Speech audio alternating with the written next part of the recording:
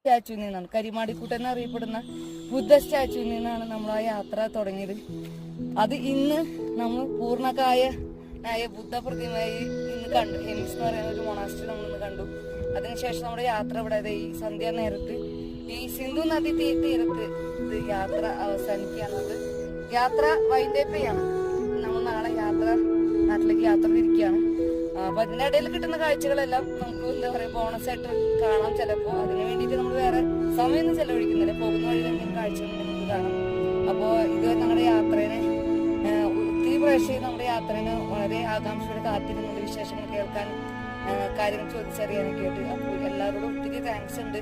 ഈ യാത്ര സഫലമായൊരു ഇതാണ് നമുക്ക് ഫീൽ ചെയ്യുന്നത്. എന്തോ യാത്രയുടെ ഒരു സംതൃപ്തി, അതിനൊരു പൂർണ്ണതയിലെത്തിയ ഒരു ഫീലാണ് തോന്നുന്നത്.